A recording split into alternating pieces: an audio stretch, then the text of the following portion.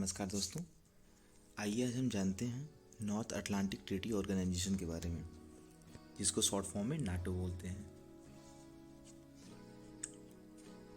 NATO, जो कि Soviet union के खिलाफ सामूहिक सुरक्षा प्रदान करने के लिए United state of America, Canada and other western European Nations के द्वारा अप्रैल 1949 नॉर्थ अटलांटिक ट्रीटी के द्वारा इस्टेब्लिश किया गया एक मिलिट्री अलायंस है।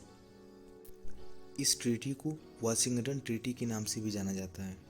इसके मुख्यालय की बात करें तो इसका मुख्यालय ब्रुसेल्स, जो कि बेल्जियम में है, के द्वारा किए गए जो ऑपरेशंस होते हैं उसके लिए एक एलाइड कमांड ऑपरेशन, जो कि कहाँ पर स्थित है, इसका हेडक्वार्टर मोन्स बेल्जियम में वो भी है। ऑब्जेक्टिव्स क्या है, इनके उद्देश्य क्या हैं? तो नाटो का मुख्य उद्देश्य जो है वो राजनीतिक एंड सैन्य साधनों के द्वारा अपने सभी मेंबर्स की फ्रीडम एंड सिक्योरिटी की रक्षा करना है।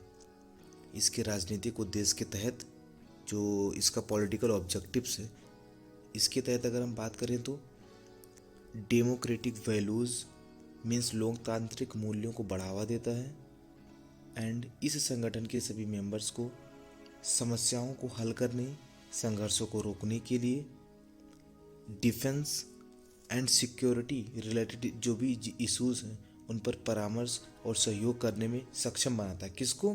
जो इसके मेंबर्स हैं।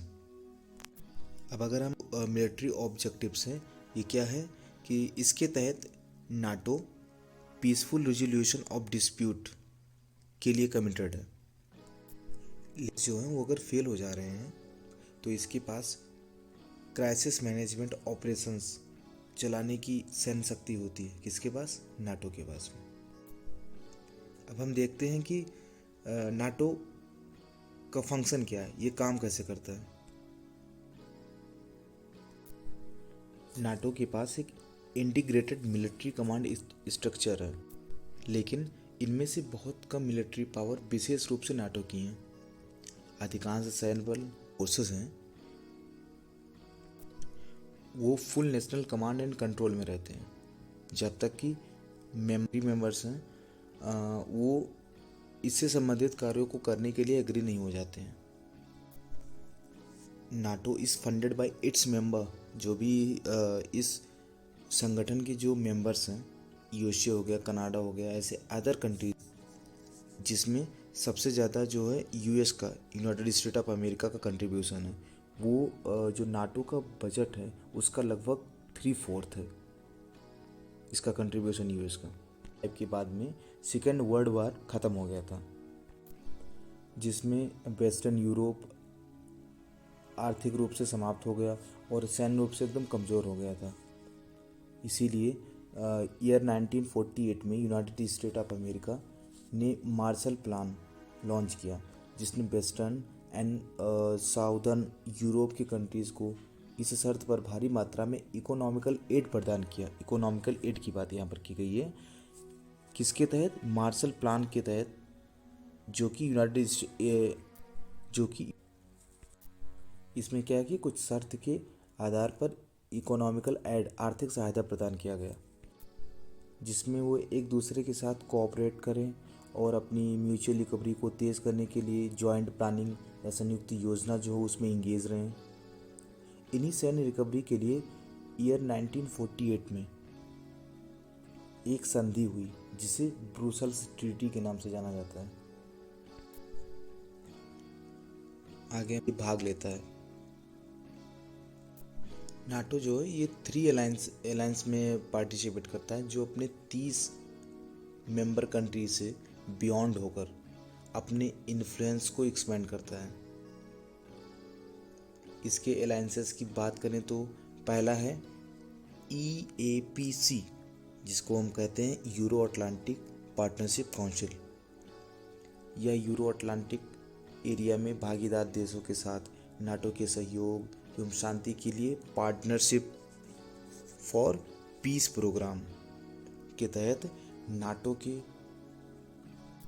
नाटो डेवलप जो बायलैटरल रिलेशनशिप है पॉलिटिकल फ्रेमवर्क प्रोवाइड करता है। मीन पूर्ण रूप से एक राजनीतिक ढांचा प्रोवाइड करता है।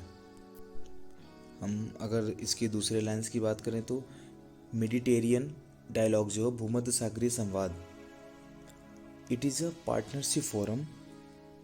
यह एक पार्टनरशिप फोरम है जिसका उद्देश्य नाटो की Mediterranean and north American neighbourhood में जो सिक्योरिटी और स्टेबिलिटी में योगदान करना है और भाग लेने वाले कंट्रीज़ एंड नाटो सहयोगियों के बीच गुड रिलेशनशिप एंड अंडरस्टैंडिंग को बढ़ावा देना है।